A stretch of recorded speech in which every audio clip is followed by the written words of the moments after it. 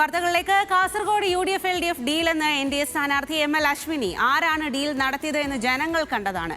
NDAയെ തോൽപ്പിക്കാൻ UDFും LDFും ഒറ്റക്കെട്ടായാണ് മത്സരിക്കുന്നത്.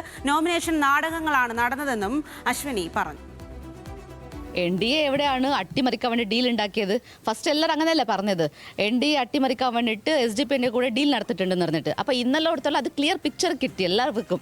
ഡീൽ ആരാണ് നടത്തിയിട്ടുള്ളതെന്ന് പറഞ്ഞിട്ട് ഇവിടെ ഒരു കോൺഗ്രസിൻ്റെ സ്ഥാനാർത്ഥി വന്നിട്ട് മഞ്ചേശ്വരത്ത് മത്സരിക്കുന്നുണ്ട്, ലീഗിൻ്റെ സ്ഥാനാർത്ഥിയുണ്ട്. ഒരേ കക്ഷിയല്ലേ അവർ. എന്തിനാണ് ഇങ്ങനെയൊക്കെയല്ല കളിക്കുന്നത്? BJPനെ അവർക്ക് എതിർക്കാൻ പറ്റാത്ത കൊണ്ട് ഇവർ 3 കക്ഷി ഒറ്റക്കെട്ടായിട്ട് മത്സരിക്കുന്നെന്ന് പറഞ്ഞിട്ട് ഫ്രണ്ട് ഡോറിൽ വന്നിട്ട് പറഞ്ഞു കഴിഞ്ഞാൽ നമ്മൾ നേരിട്ട് മുട്ട. അല്ലാണ്ട് ഇത് ബാക്ക് ഡോറിലായിട്ട് വന്നിട്ട് ഇവരെ നോമിനേഷൻ കൊടുപ്പിക്കുന്നു, പിന്നെ നോമിനേഷൻ പിൻവലിപ്പിക്കുന്നു. ഇതെന്ത് നാടകമാണോ എന്ന് എനിക്ക് ഒരു അതിശയമായിട്ട് കാണുന്നത്, അത് കോമഡി ആയിട്ട് കാണുന്നുണ്ട്.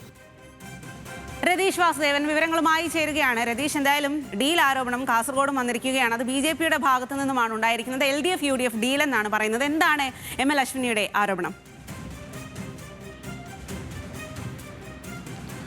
തീർച്ചയായും നമുക്കറിയാം, STPയുടെ ഈ പത്രിക പിൻവലിക്കുന്നതോടു കൂടിയാണ് ഈ ഡീൽ ആരോപണം NDA BJP നേതൃത്വം ശക്തമാക്കിയത്. ഇപ്പോൾ അതൊന്നുകൂടി വ്യക്തമാക്കിക്കൊണ്ട് ആരോപണവുമായി രംഗത്ത് വന്നിരിക്കുകയാണ് BJPയുടെ കാസർഗോഡ് ജില്ലാ അധ്യക്ഷ കൂടിയായ ML അശ്വിനി. നേരത്തെ പറഞ്ഞതുപോലെ തന്നെ NDAക്ക് എതിരെ UDF LDF സഖ്യം ഉണ്ട്.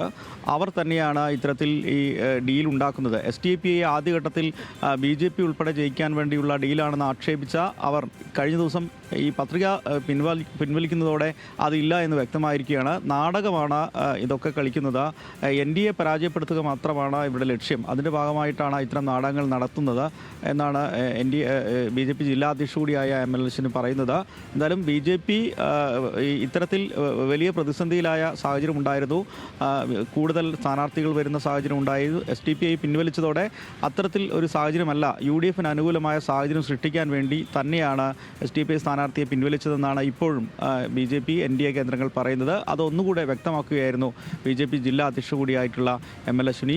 എന്തായാലും വരും ദിവസങ്ങളിൽ ഇരു മുന്നണികൾക്കും നിർണായകമാണ് മഞ്ചേശ്വരത്ത് ഇത്തരത്തിലുള്ള ഈ ഡീൽ വിവാദവും അതുപോലെ തന്നെ ഈ സ്ഥാനാർത്ഥികളുടെ ഈ പത്രിക പിൻവലിക്കൽ ഉൾപ്പെടെ ഉണ്ടായ സാഹചര്യം അത് UDFന് അനുകൂലമാവുമെന്നാണ് UDF പ്രതീക്ഷിക്കുന്നത്. അത്തരം ആക്ഷേപം തന്നെയാണ് UDFും LDFും ഒന്നിച്ചുകൊണ്ട് ഇത്തരം സ്ഥാനാർത്ഥികളുടെ നാമനിർദ്ദേശ പത്രിക സമർപ്പിക്കുകയും പിൻവലിക്കുകയൊക്കെ ചെയ്യുന്നത് നാടകമാണെന്ന് കൂടിയാണ് ML അശ്വിനി പറഞ്ഞു വയ്ക്കുന്നത്. ശരി രതീഷ്.